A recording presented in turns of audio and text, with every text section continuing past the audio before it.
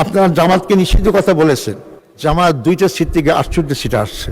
মানুষ তো বলা শুরু করেছে যে জামাত জানাতে টিকিট বিক্রি করে, তো জাহান্নামের টিকিট বিক্রি করে কে? আমার একটা টিকিট দরকার, কারণ আমি জানাতে যেতে চাই। সময় আমার দিকে এগিয়ে শেষ দিকে হচ্ছে, এলাকা বলতে পারবো না। আপনারা জামাতকে নিষিদ্ধ কথা বলেছেন। আমি শুধু একটা কথা বলতে চাই, নিষিদ্ধের মাধ্যমে ধরলে আমরা নিষিদ্ধ হয়ে গেলাম, এই শূন্যস্থান পূরণটা করবে কে? আপনারা কি একাই দেশ চালাবেন? আপনারা কি একদলীয় শাসন কায়েম করবেন? যে না করে এটা কে পূরণ করবে? আপনারা কি আওয়ামী লীগকে পুনর্বাসন করতে চাচ্ছেন? আমি তো মনে করি আওয়ামী লীগকে পুনর্বাসন করতে চাচ্ছেন, কারণ 4 মাসও আপনারা একজন লোক খুঁজে পেলেন না যে সেই প্রেসিডেন্ট কে হবে। আপনার ফ্যাসিস্ট সরকারের লোককেই আপনার পছন্দ হয়, তাকেই রাখার চেষ্টা করতেছেন। এত বড় বিএনপির দল, তাকে এত পছন্দ হয় কেন? তাদেরকে কোন থেকে ইঙ্গিত পেয়েছেন যে তাকে রাখতে হবে? আমরা জানি না।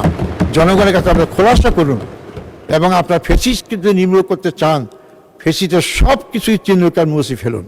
তার প্রথম পদ্ধতি যে প্রেসিডেন্টকে আপনারা আপনাদের দলের প্রেসিডেন্টকে আপনারা নিজেরা ঠিক করুন। মাননীয় স্পিকার, আমি একটা কথা বলে আমার এলাকার কথা বলতে চাই। সেটা বলা হচ্ছে, আমরা জানাতে টিকিট বিক্রি করি। আমি অনুরোধ করব, আমার একটা টিকিট দরকার, কারণ আমি জানাতে যেতে চাই। টিকিটের রংটা কীরকম? কারণ সবটা টিকিট তো লাগবে। আমি যদি খেলাধুলা মাঠে দেখতে যাই, আমার টিকিট দেখাইতে হয়। প্লেনে যেতে হলে টিকিট দেখাইতে হয়। ট্রেনে চড়তে টিকিট দেখাইতে হবে। আমাকে টিকিট দেখান যে আমার বিক্রি করছে। সে টিকিট দেখলে বলবো টিকিটে বিক্রি করেছে। তো কেনই কথা বলেন? হ্যাঁ, আমরা টিকিট বিক্রি করি, আমাদেরটা না। আমাদের টিকিটটা কি? আল্লাহ বলেছেন টিকিটটা কি, যে বলছেন কি, নামাজ পড়ো জান্নাত যাওয়া, রোজা করো জান্নাত যাওয়া।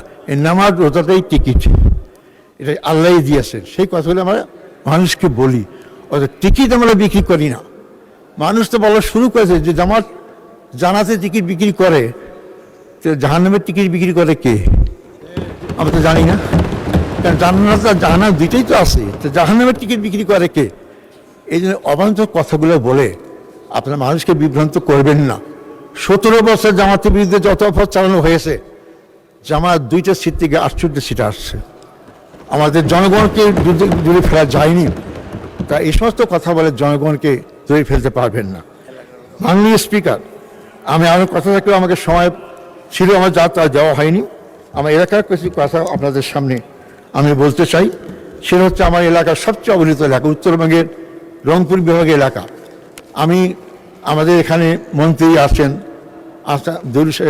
উনি বলছেন তিস্তার, ওনার সঙ্গে শুনিয়ে বলতে চাই, আপনি প্রধানমন্ত্রী চীনে গিয়েছেন, কি আলোচনা হয়েছে আমরা পুরো জানতে পারিনি।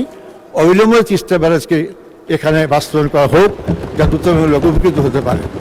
আমার নিজস্ব এলাকা রংপুরের মধ্যে বদরগঞ্জ, তালাগঞ্জ অবহেলিত, 70% রাস্তা কাঁচা, একটাও পাকা করা সম্ভব হয়নি। আমি আবেদন করব সংসদ মন্ত্রীর কাছে এই রাস্তাগুলো পাকা করার জন্য। ইবতদায়ী মাদ্রাসা যা আছে সবগুলোকে যাচাই বাছাই করে সরকারি করার জন্য। ঢাকায় আমি মনে করি একটা বিশ্ববিদ্যালয় করা উচিত ছাত্রীদের জন্য, যারা মহিলা ছাত্রী হিসেবে পড়াশোনা করবে। সকল শিক্ষক যারা বেতন পায়নি, মাদ্রাসা শিক্ষক, তাদের বেতন দেওয়ার ব্যবস্থা করা হোক। এবং আমার এলাকার আরও যে সমস্যাগুলো আছে। জি, অসংখ্য ধন্যবাদ মাননীয় সদস্য।